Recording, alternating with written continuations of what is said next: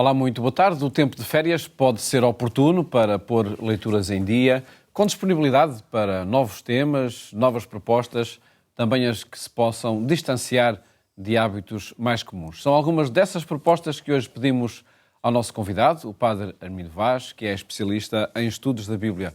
Padre Armindo, boa tarde. Obrigado por estar connosco. De facto, neste mês procuramos ou desafiamos os convidados deste programa a apresentar algumas propostas de leitura neste dia em que também comentamos os textos da Bíblia. Já lá vamos a esse comentário. Antes, Padre Armindo, que livros vai folheando por estes dias? Estou a folhear de novo, depois de ter lido pelo menos um livro do autor Yuval Noah Harari, judeu, historiador, professor da Universidade Hebraica de Jerusalém, prestigiada entre as universidades do mundo, e que, desde há tempos, nos tem brindado com vários livros seus sobre a história do passado, mas voltando-se sobretudo para o presente e para o futuro. E, na medida em que se volta para o futuro, ele escreveu, em 2015, este livro Homo Deus, História Breve do Amanhã. Do que vai ser para um historiador. Exatamente. Diz bem. Também porque ele se preocupa com os caminhos que a humanidade percorrerá no futuro graças ao seu desenvolvimento e às perspectivas a que chegou no presente. E aí ele valoriza muito as novas tecnologias, especialmente a inteligência artificial, e chega a dizer que as novas tecnologias vão ter importância decisiva mesmo na administração da justiça e em decisões éticas. Veja bem, um carro sem condutor, automobilizado, como já existem, não é? Que o dia da manhã vai por uma estrada e a um dado momento tem que decidir entre não matar uma pessoa e então para isso desviar-se para fora da estrada e vai matar 3 ou 4. Decidir o que é eticamente menos mau. O ser humano que fosse a conduzir esse mesmo carro demoraria vários segundos a tomar uma decisão correta. Com a inteligência artificial, o organismo do carro vai tomar uma decisão mais rapidamente. Diz ele, por exemplo, isso. E coisas do género. De tal maneira que ele diz, por exemplo, a um dado momento, aqui no primeiro capítulo, a fusão da tecnologia da informação e da biotecnologia pode, em breve, deixar milhares de milhões de seres humanos fora do mercado de trabalho e sabotar tanto a liberdade como a equidade. Liberté, égalité, isso há. Os algoritmos do Big Data, os algoritmos podem gerar ditaduras digitais em que todo o poder se concentra nas mãos de uma pequeníssima elite. É tremendo aquilo que ele diz. Isso nessas 21 lições para o Isto futuro. neste livro de Yuval Noah Harari. 21 lições para o século XXI, que é o último dele. Não sei se já terá escrito, mas este é de 2029. 2018. Este é de 2018. Que ele escreveu juntamente com o seu marido e dedica-o ao seu marido, dizendo que o seu marido teve um contributo essencial para a publicação dos seus livros, especialmente deste 21 lições para o século XXI, na medida em que o ajudou em aspectos onde ele, professor, não teria tanto domínio da matéria. Os dois, portanto, uma obra, são vários livros deles, uma obra a quatro mãos. Muito interessantes. Diante das novas tecnologias, há uma perspectiva positiva ou de alguma forma com positiva, algum temor, totalmente positiva. Temor por aquilo que possa acontecer? Mas fazendo avisos à navegação, dizendo que tínhamos cuidado com com os males que possivelmente as novas tecnologias podem gerar também. Preciso estarmos atentos de maneira que as novas tecnologias não dominem o dominador que as gerou e produziu. Nessa breve história do amanhã, é de facto esse horizonte das novas tecnologias que determina o futuro? Homo Deus. Ele, a um dado momento, até se interroga. Estamos numa altura em que poderíamos interrogar-nos se o ser humano não vai ser o Deus de si próprio. Através das novas tecnologias, não precisaria de Deus. O ser humano pode ser o Deus de si próprio. E isto é tremendo. É tremendo. Mas dá para meditar também. Dá para fazer uma reflexão. E acredito que um biblista olhe para estes temas também numa perspectiva com muito afeto, como muito interesse e com sentido crítico também. Em diálogo. Outra sugestão de leitura para estes dias, Padre Armindo? Para pessoas que tenham outras preocupações culturais e até mesmo religiosas e espirituais, então poderíamos aconselhar este livro, Pequena Filocália, que é uma pequena síntese da grande Filocália. A Filocália é um conjunto, sim, é uma coleção, uma coletânea de ditos dos padres do deserto na igreja, especialmente na igreja oriental, de grandes eremitas que viveram no deserto, outros não tanto, alguns até foram bispos, mas que foram escrevendo ditos, sentenças, frases que fazem pensar. E tudo isto está na grande Filocália, e esta tradução por parte das Paulinas Editora, pediu ao pastor Dimas de Almeida, que já faleceu recentemente, ao pastor protestante Dimas de Almeida, que conhecia muito bem o grego, e que fez esta preciosa tradução da Pequena Filocália, isto é, fez uma seleção dos melhores ditos dos padres do deserto, apresentando-no lá aqui. O deserto, e alguém pensará, isto não é para mim e não é para nós, pessoas do século XXI. Do deserto também pode vir o belo, o grande. E estes homens do deserto aprofundaram o mistério, os segredos ocultos no coração humano, que tem também tendências para o divino.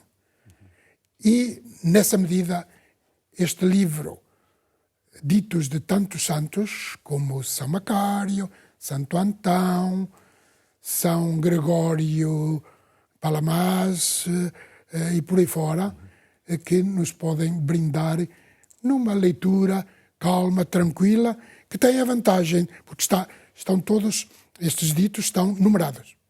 169, 170, 171, tem a vantagem de o leitor ler um dito, passar a meditar durante algum tempo, na montanha, junto a um lago, na praia, medita no seu retiro e no remanso do silêncio e depois, dentro de algum tempo, lê mais um dito dos padres e é uma leitura enriquecedora que mostra as potencialidades enormes do ser humano, não só como inteligente e potencialmente sábio, mas também como capax Dei, como diria Santo Agostinho, isto é, capaz de Deus, capaz de captar a Deus, capaz de se transcender a si próprio e de subir até para o divino. Dessa maneira, potenciando muito mais o humano e as relações humanas. Que isso é que é o importante. Rejeitando ser homo-deus, como diz o outro título, não é? Pois. Não sendo o livro da sabedoria, é um livro de sabedoria. É um livro de sabedoria. Como à semelhança dos que estão na Bíblia. É verdade. Esse estilo. É um livro de sabedoria, sem dúvida. Propostas para Filocália significa amor do belo. Em grego, filocália. Amor do belo. Amor ao belo. É de facto, são essas as pistas que aí estão nesse livro, propostas que o Padre Armindo deixa para estes dias de verão.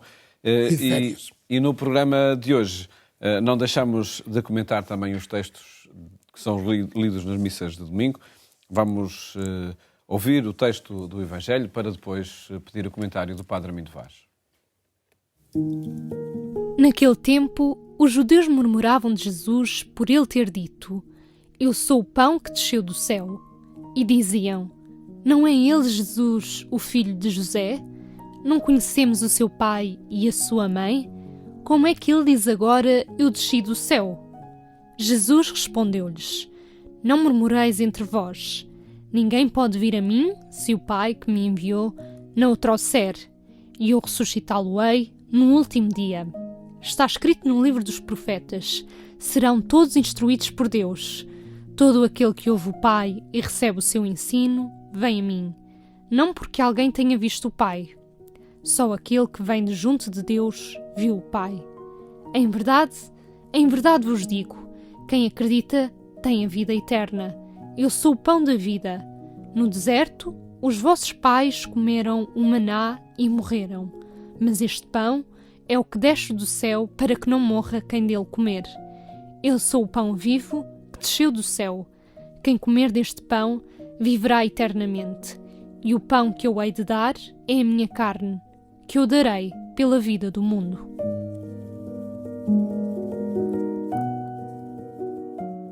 Padre Armindo Vaz, o que estava de facto a causar murmúrio entre os judeus? Murmúrio, diz bem, que não é uma simples murmuração de uma pessoa a criticar outra assim, por trás dela, como se entende frequentemente, possivelmente, a palavra murmuração. Não, esta murmuração é uma rejeição, é uma contestação, uma oposição frontal a Jesus. Porquê? Porque, segundo os judeus, isto que ele afirmava era simplesmente escandaloso. O que é que ele afirmava? Eu sou o pão que desceu do céu. E Jesus insiste. Eu sou o pão da vida. Este pão é o que desce do céu. Eu sou o pão vivo que desceu do céu. Quem comer deste pão viverá eternamente. Mas que é isto? Pensavam os judeus bem pensantes na altura. Mas que pretensões são essas? Pretensões de enviado de Deus, de vir do céu. Quando nós o conhecemos, diríamos assim popularmente, conhecemos-lo de gingeira. Então, não é ele o filho de José? Não conhecemos o seu pai e a sua mãe? Conhecemos muito bem, são nossos vizinhos. Como é que ele diz agora, eu desci do céu? Paulo, temos aqui o drama essencial do mistério da encarnação do Filho de Deus na raça humana, na pessoa humana. É este o drama de então, com os judeus de então, mas é o drama ainda hoje, isto é, como aceitar que Jesus seja o Filho de Deus e que seja o rosto de Deus, o rosto visível do Deus invisível. Como é que lá chegamos? Porque o próprio Jesus insistiu muito nisto, não é? Quem me vê, vê o Pai. Eu e o Pai somos um. Pois é, mas os judeus, de alguma maneira, tinham alguma razão para recusar esta identificação de Jesus com Deus. Aliás, uma pretensão, deixe chamar assim, que também está na origem da sua condenação.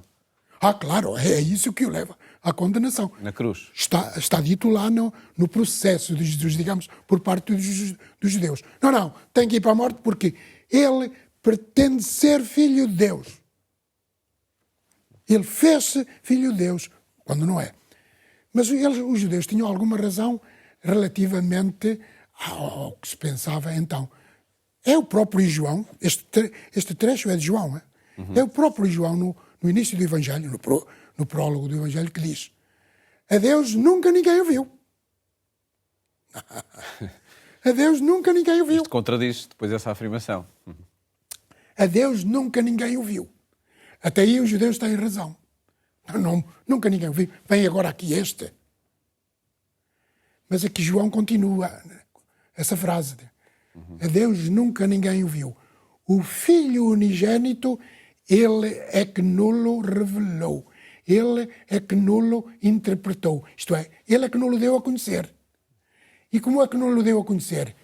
Nele próprio, em Jesus. Na sua própria figura. Dizendo: eu sou o pão vivo descido dos céus. No deserto, os vossos pais, os patriarcas que saíram do Egito com Moisés, comeram o pão no deserto e morreram. Mas eu não. Quem comer o pão que eu sou e o pão que eu lhe dou, viverá eternamente. Isto é, viverá morrerá, mas continuará a viver. A sua pessoa continuará a viver. Porque eu dou sentido à sua pessoa enquanto vivo. Se comer do pão que eu sou, do pão vivo descido dos céus, então, comendo a minha carne e bebendo o meu sangue, essa pessoa, vós, dais sentido à vossa existência de tal maneira que a morte não acabará com aquilo que vós sois, com aquilo que tu és. O teu corpo físico desfalecerá, morrerá.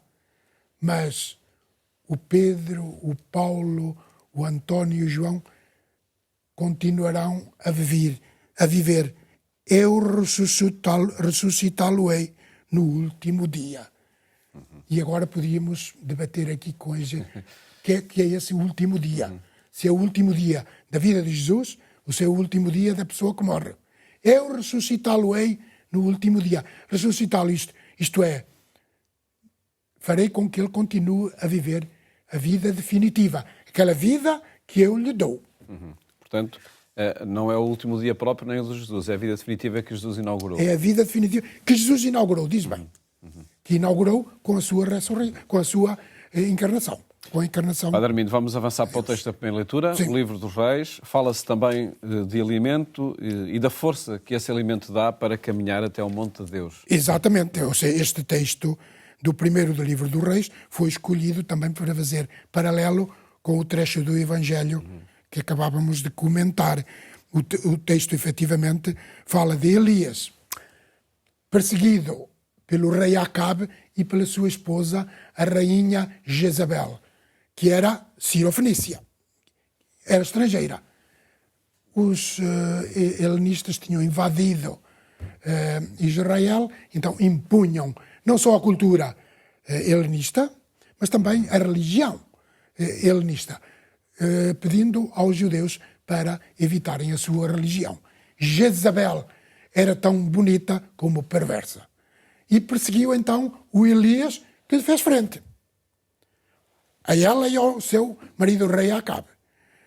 Fez-lhe frente apresentando as tradições dos pais e a religião na sua pureza, a religião de Israel na sua pureza, isto é, ser fiel à aliança com o próprio Deus, o Deus transcendente, não aos ídolos de Baal dos cananeus. E então, temos aqui, claro, o religioso a invadir a vida humana de Elias. Elias queixa-se diante de Deus. Basta, Senhor, tira-me a vida. Porque os teus fiéis, os israelitas, cederam todos, foram todos infiéis e fiquei eu sozinho.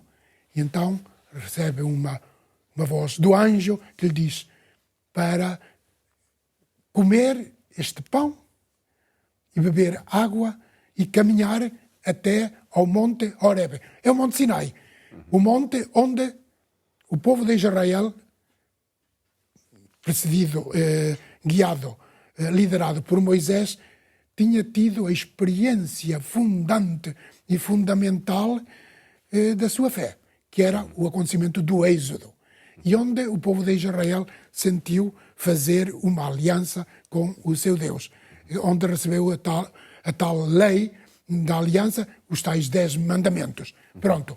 Elias faz este êxodo ao contrário, isto é, vai às origens. Foi às origens porque era importante para a religião de Israel. Quem conhece as próprias origens, então sabe também qual pode ser o seu próprio futuro. Padre Armindo, uma referência muito breve ao texto da segunda leitura, carta aos Efésios. Que desafio é esse de caminhar na caridade a exemplo de Cristo? E Paulo dá uma base para caminhar na caridade. É que vós, diz Paulo aos Efésios, fostes marcados, assinalados com um selo. Qual é o selo? É o do Espírito Santo. Não contristeis o Espírito Santo de Deus, que vos marcou, que vos assinalou para o dia da redenção. Estais redimidos, estais perdoados.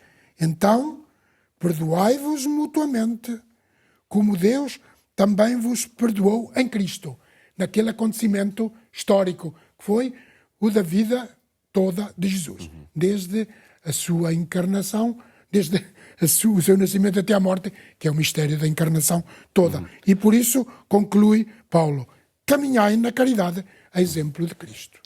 Propostas também para estes dias, é que se juntam as propostas de leitura que aqui deixou o Padre Armindo para quem nos vê e ouve. Agradeço ter estado aqui no programa Eclésia e bons dias de férias. Muito obrigado. Espero que também passem Igualmente, Paulo. por si. Muito obrigado por ter estado connosco. Com muito gosto.